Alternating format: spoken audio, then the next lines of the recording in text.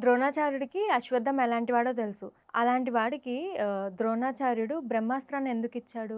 ఈ విషయం చాలా మంది అడుగుతారు. చాలా మందికి డౌట్ వస్తుందనమాట. హ్మ్. యాక్చువల్లీ ద్రోణాచార్యుడు ఫస్ట్‌లో కూడా అశ్వత్థామకి కొంచెం పార్షియల్‌గా ఉన్న విషయం మనం మొదటి పర్వంలోనే చూడొచ్చు. ఆది అవును. పర్వంలోనే. ఏంటంటే ఆయన దగ్గరున్న స్టూడెంట్స్ అందరిని నదికి పంపించేవాడు. అవును. నీళ్ళు తీసుకురండి అని. అశ్వత్థామకి మాత్రం చిన్న త్వరగా నింపుకొని తీసుకొచ్చే కుండ ఇచ్చి పంపించేవాడు. హ్మ్. అశ్వత్థామ తొందరగా రాగానే స్టూడెంట్స్ అందరికీ చెప్పని కొన్ని విషయాలు అశ్వత్థామకు చెప్పేవాడు. హ్మ్. ఈ విషయం కనిపెట్టిన అర్జునుడు కూడా తన విద్యతో ఫాస్ట్‌గా నీళ్ళు నింపేసుకొనొచ్చి అశ్వత్థామతో పాటు ఇవన్నీ నేర్చుకునేవాడనమాట. హ్మ్. సో, ఒకటి ద్రోణాచార్యుడికి కొడుకు అనే ఇది ఉంది. అవును. డెఫినెట్‌గా అశ్వత్థామ ఎలాంటి వాడు, తనకి కోపం వెంటనే వస్తుంది. తనకి కోపం వచ్చినప్పుడు ధర్మం ఏది, అధర్మం ఏది తెలుసుకోలేడు, వ్యత్యాసం తెలీదు అనే విషయాలు ద్రోణుడికి తెలుసు. హ్మ్. అందుకే ఉపసంహారం అనేది నేర్పించలేదు. ఉపసంహారం కూడా వస్తే హ్మ్. డెఫినెట్‌గా ఎవరి మీదైనా అటాక్ చేస్తాడు హ్మ్. అశ్వత్థామ. బట్ నువ్వు అడిగిన ప్రశ్నకి ఇంకా కరెక్ట్‌గా ఆన్సర్ తెలియాలంటే లిపి ఎపిక్స్‌లో చాలా వివరంగా ఉంటుంది. ఓకే. డెఫినెట్‌గా లిపి ఎపిక్స్‌లో మహాభారతం వింటూ ఉంటే ఈ విషయం ఇప్పుడు నేను చెప్పడం కంటే అందులో ఇంకా వివరంగా అద్భుతంగా చెప్పారు. ఓకే. అది తెలుసుకోవచ్చు. సో, డెఫినెట్‌గా లిపి ఎపిక్స్‌ని డౌన్‌లోడ్ చేసుకోండి. అండ్ ఆదిపర్వం నుండే ద్రోణాచార్యుడు అశ్వత్థామకి ఎలాంటి ఫేవర్స్ చేశాడు, హ్మ్. తన కొడుకు కాబట్టి కొంచెం పార్షియల్‌గా ఉన్నాడు అనేవి కూడా స్టోరీస్‌లో ఎగ్జాంపుల్స్‌తో కూడా చెప్పుంటుంది.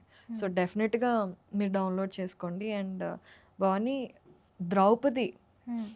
ఎంతో బాధలో ఉండి ఆమె అశ్వత్థామ దగ్గర ఉన్న మణి కావాలి అని అడిగింది కదా! హ్మ్. సో, చాలామంది అనుకుంటారు ద్రౌపది కూడా చంపమని అడుగుతుందేంటి అని. హ్మ్. కదా! అవును.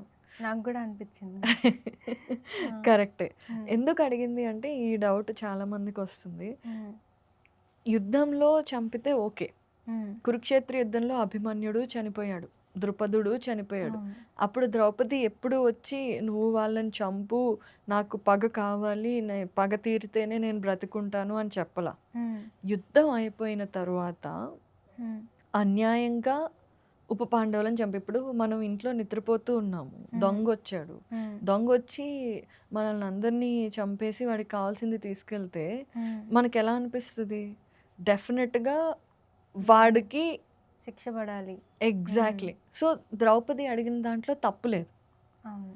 సో, ఈ విషయం దగ్గర కూడా కొంచెం చాలామంది డౌట్స్ ఉంటాయి గానీ, హ్మ్. మీరెప్పుడైతే మహాభారతాన్ని కరెక్ట్‌గా మొదటి నుండి తెలుసుకుంటారో, అప్పుడు ద్రౌపది ఆవేశం, హ్మ్. ద్రౌపది ఆలోచన కరెక్టే అని మనకనిపిస్తుంది.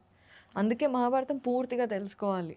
హ్మ్. సో, ఇప్పుడు మన ఎపిసోడ్ వింటే వాళ్ళకే చాలా డౌట్స్ ఒస్తాయి. అవును. అశ్వత్థామ వాళ్ళ తండ్రిని ద్రోణాచార్యుడిని దృష్టద్యుమ్నుడు తప్పుగానే చేశాడు కదా! ఆయన హ్మ్. అలా అస్త్రాల్ని, శస్త్రాల్ని వదిలేశాడు. హ్మ్. ఆ తర్వాత దృష్టద్యుమ్నుడు ఆయన తల నరికి చంపాడు. అది తప్పు కదా! అని కూడా అంటారు. అవును.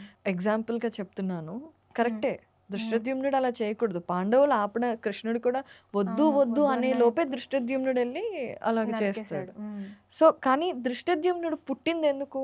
ద్రుపదుడు హోమం అవును. చేశాడు కదా! హ్మ్. హోమం చేస్తే ఆ హోమాగ్నిలో నుండి దృష్టద్యుమ్నుడు, ద్రౌపది వస్తారు. హ్మ్. వాళ్ళు పుట్టిందే హ్మ్. 2 విషయాల గురించి. అవును. దృష్టద్యుమ్నుడు పుట్టింది ద్రోణాచార్యుడిని చంపటానికి. అవును. ద్రౌపది పుట్టింది అర్జునుడిని పెళ్లి చేసుకోవటానికి. హ్మ్. మరి ఆ కార్యం ఎలా అవుతుంది? అవును.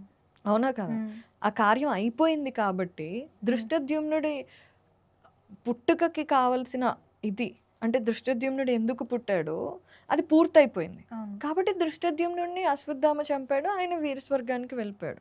సో, అవును. ఇవన్నీ లింకేజెస్ ఇవన్నీ కూడా చాలా క్లియర్‌గా మనకు అర్థమవుతాయి. అవును. సో, ఇక్కడ తప్పు, ఒప్పు అనేది మన కలియుగంలో ఇప్పుడు మనిషిని చంపడం తప్పు అవును.